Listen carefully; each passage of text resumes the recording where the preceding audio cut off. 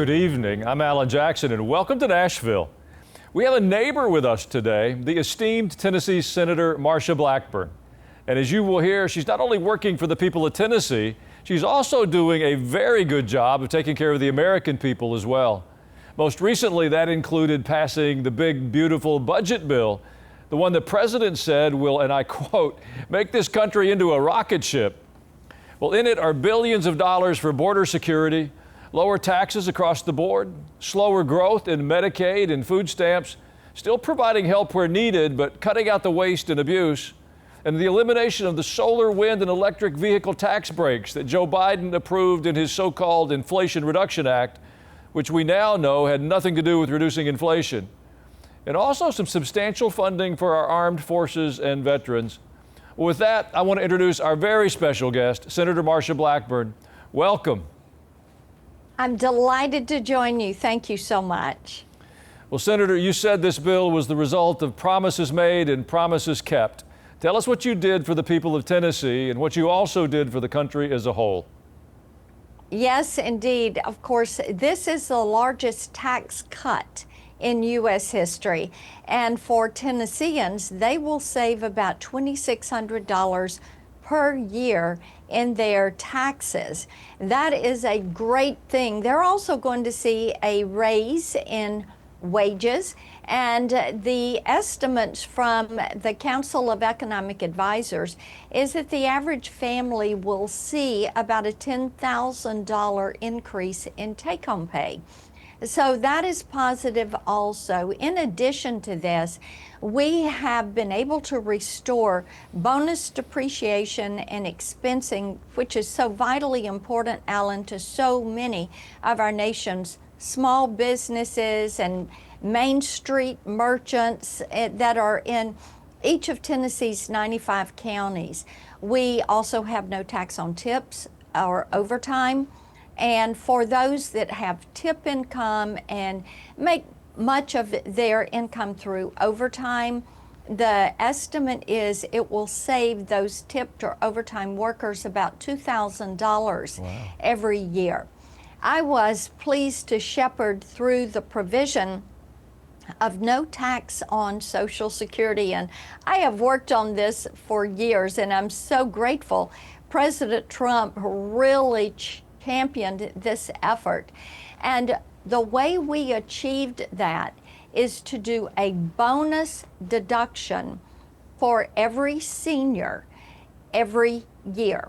So it will be a $6,000 per year per senior income tax deduction that they will be able to take when they file their income tax every year. So a big win there for our nation's seniors. In addition to that, for Tennessee, of course, Fort Campbell and Oak Ridge see additional funding, and the Coast Guard down in Memphis is going to see additional funding. One provision that I got into the bill is an employer-provided child care tax credit. And we know that so many families struggle with finding someone to keep their children. So we have a provision, whether you're a small, a medium, or a large size business, you will be able to have a tax credit for providing child care for your workers. And many companies and institutions and organizations have started to do child care centers, and this will enable them to be able to provide more of a service for moms and dads that want to have somewhere that is reliable, safe, convenient for their children. You know, the Democrats put a lot of effort into making some thoroughly dishonest claims about what the bill does for Medicaid and Social Security. But I saw your column in the Tennessee Star that makes clear that by cutting out the waste and fraud, there'll actually be more money available for those who truly need it. Can you tell us a bit more about that? Yes, you know, one of the things that we found out through actually a government audit was that the Medicaid program had about 25%, get that number, 25% of all the payments that were going out the door were improper payments, which meant it was for services that weren't rendered, or companies that really didn't exist, or upcoding from providers. So what we did was to begin to chase those improper payments and put in place a structure in this bill that will prohibit that. So if you're able to recoup those dollars, and if you're able to root out the waste, the fraud, the abuse, and remove people who are fraudsters and freeloaders and those that are illegally in the country, they're not going to get benefits. They're not going to get payments anymore. Thereby, you are going to be able to make certain the program is there for people that really need it and depend on it, for citizens who are counting on getting those Medicaid services. So it strengthens the program. Well, last November's election clearly showed that the American people want a real border. But even here in Nashville, the mayor thought he knew better. He tried to stop the ICE raids, and then he even went further, publishing the names of the ICE agents. He put them and their families at risk. What is it about some of these Democrats that they want to attack the same people who are trying to keep us all safe? Doesn't make sense to me.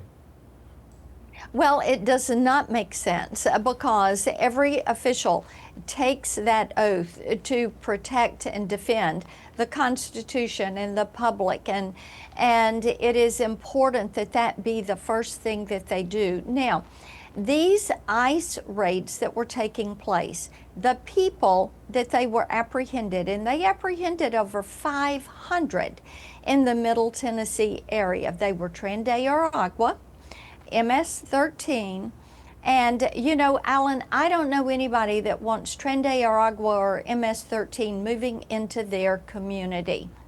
I also know that there were people who had been convicted of child sexual abuse and molestation.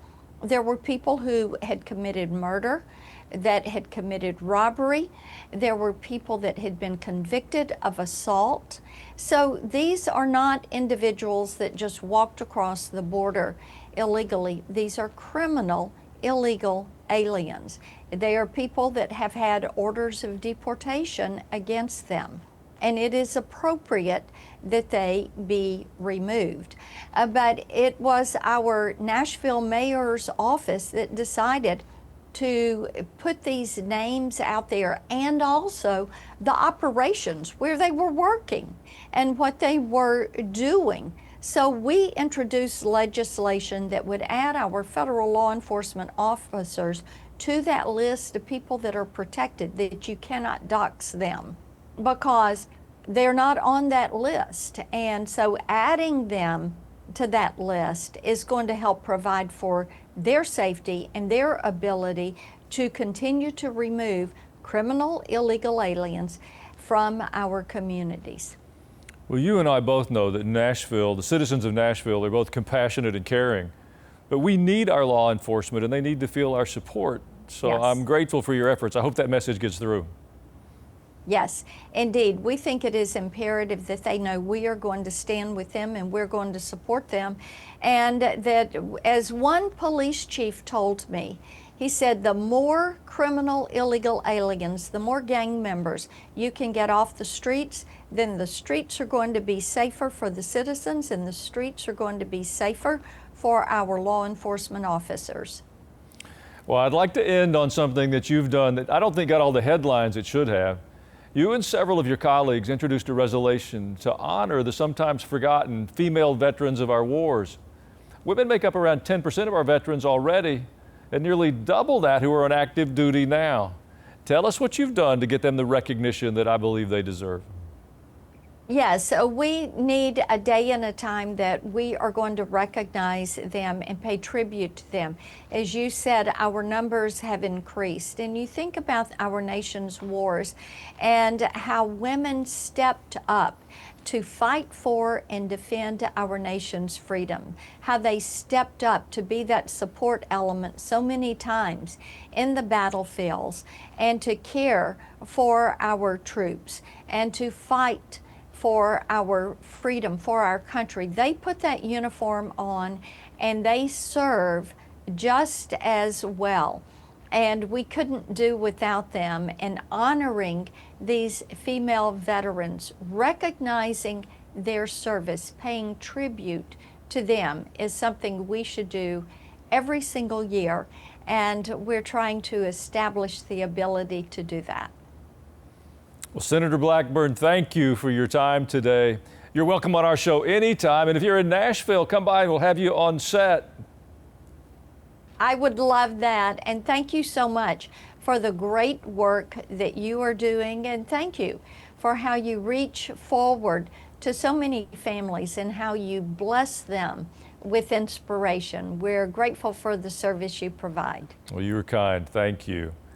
When we come back, we'll be joined by the veteran Republican strategist, Jeffrey Lord. Stay right there, because I'll be right back.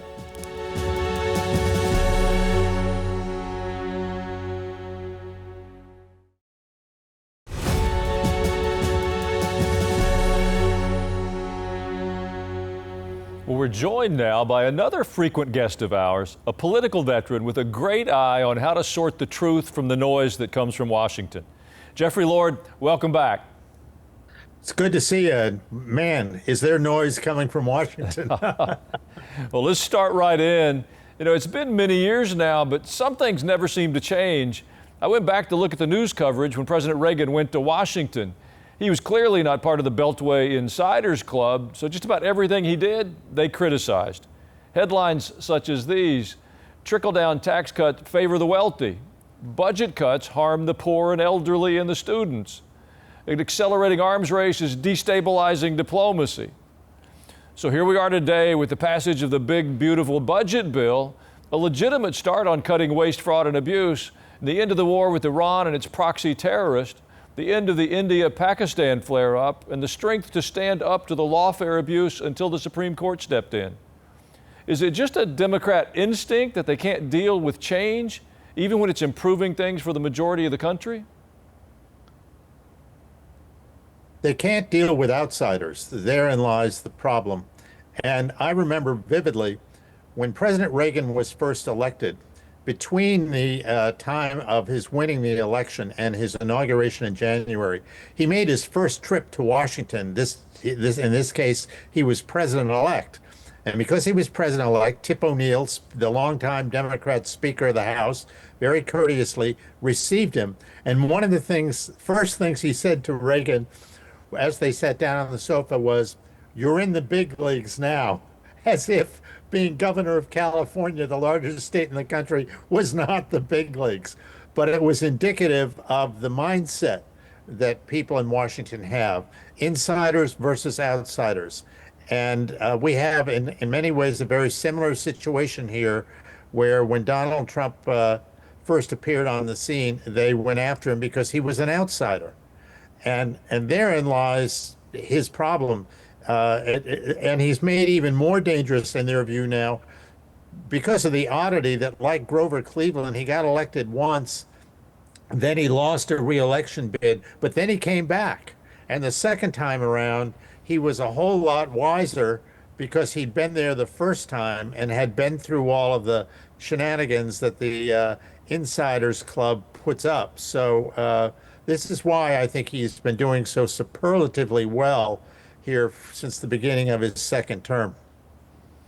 Well, you know, they made a lot of fun of the fact that President Reagan was a former actor, but they did eventually call him the great communicator. And the more time passes, the more his legend seems to grow, doesn't it?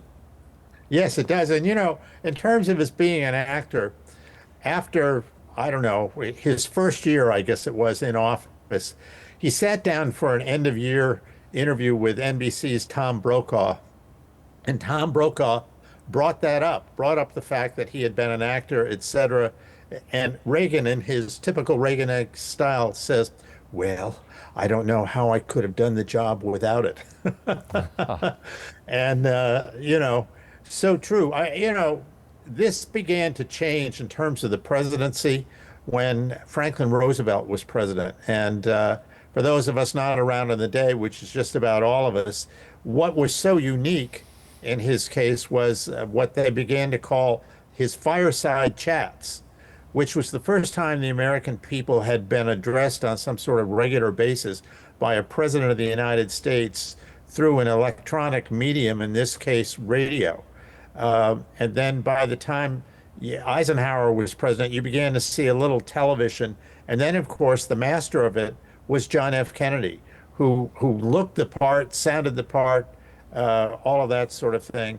And now we've gotten to this whole social media craziness out there where your Aunt Martha can turn on Facebook or something for 20 seconds and go, oh yeah, right, I've heard that before, and shut it off, or oh, I haven't heard that, and wanted to go on. So it's a different world, but electronic communication really does mean a great deal in this day and age.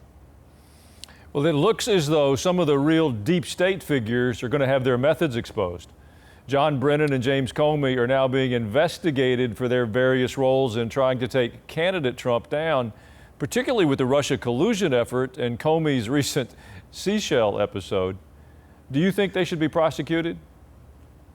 Well, I think at a minimum they should be investigated, and then we'll see in the prosecution. But there seems to be no question that they went out of their way to use their respective positions at the CIA and the FBI to, influence an election outcome because they didn't like Donald Trump. So this was their answer here, was to try and spread the word that, he was a tool of the Russians and they had all this stuff on him and all this. None of it was true. Not a word of it was true. So in that sense, yes. I mean, I think that, when you get to the point where you are trying to influence a presidential election, there's a problem, and a legal one. Well, with all that President Trump has done already, he still wants to finish setting up the new tariff rates and settle the war in Ukraine. Putin seems less interested in a ceasefire. But given the state of American politics these days, do you see a time down the road when President Trump might be better appreciated for what he's already accomplished globally? Oh, absolutely. I mean, for those of us who don't have blinders on, I think that day has already come. A lot of us appreciate what he has been doing. But I do think, and I can just tell you as somebody who's a sort of a student of presidents and having worked for one, I think the classic case along these lines was President Harry Truman, who left office in January of 1953. His polls had him at 35%. He was vastly unpopular. 10 years later, on the eve of his death in 1972, he was being ranked as one of America's great presidents. So I think that, with the passage of time, the people who were not around when Donald Trump was president are going to look back and go, wow, he really did a great job.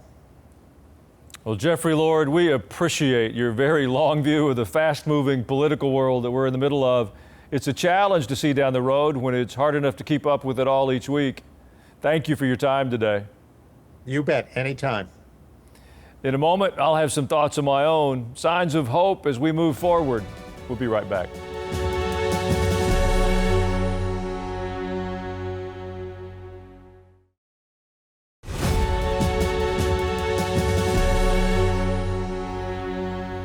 In his farewell address to the nation, President Ronald Reagan called America the shining city on a hill. Well, unfortunately, our nation has been on the wrong trajectory for a season. Growing up, I never imagined that in this great nation of ours, there would be a day when we would have mayors of major cities refusing to cooperate with federal law enforcement and governors using their power to resist. Elected government officials picking and choosing the laws they would like to enforce, even when it went against the will of the voters. Or that we would have judges ignoring the very laws they were sworn in to uphold. Consider these words from George Washington, the father of our nation. It's in his farewell speech in 1796. He said, "It's impossible to govern the world without God and the Bible. Of all the dispositions and habits that lead to political prosperity, our religion and morality are the indispensable supporters." Now today, as Christ followers, let's not take the easy way out when we have opportunities to speak the truth or to share our commitment about our faith. Let's have the courage to stand up for our convictions and declare our allegiance to the Lord. He's done a lot for us. May I remind you that the only thing necessary for evil to triumph is for good people to do nothing. We must take our place in the arena, speak truth, and not worry about the pushback. For that, there's more reasons with hope than despair. We'll be right back with a final thought.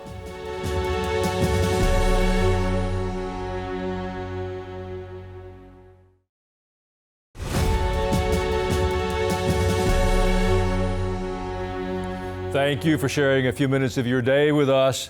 It's always an honor and a privilege to spend a bit of time reviewing what is happening in our world. I'm Alan Jackson, and I pray you have a wonderful evening.